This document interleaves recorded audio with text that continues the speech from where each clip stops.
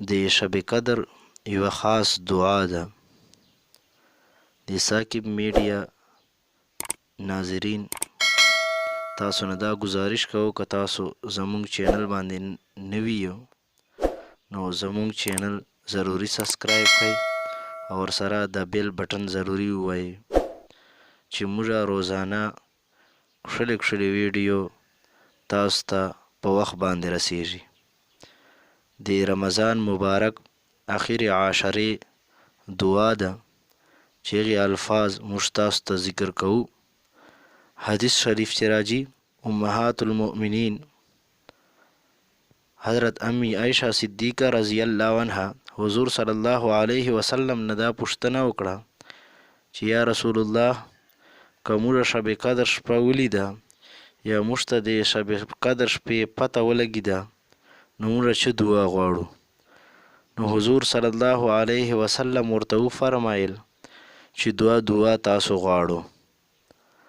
اللهم انک عفو تحب العفو فاعف عني.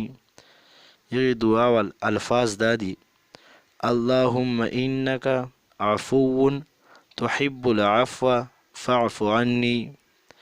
ترجمه یې دا ده چې ای الله ته بېشکه ډیر معافونکی او معافول چې خوښوي پس ته موږ معاف کې.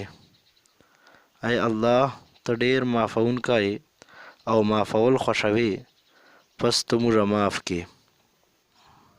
خوږو ملګرو دا دعا چې ده دا رمضان المبارک چې ډیر وایو او خصوصا د شب قدر شپې باندې دا دعا ضرور وایو. که چاته د شب قدر پته ولګېده نو دا دعا خامخا ووایو. انشاءالله الله تعالی به دې دعا په برکت سره دنیا او آخرت خیر نصیب کوي موږ ته.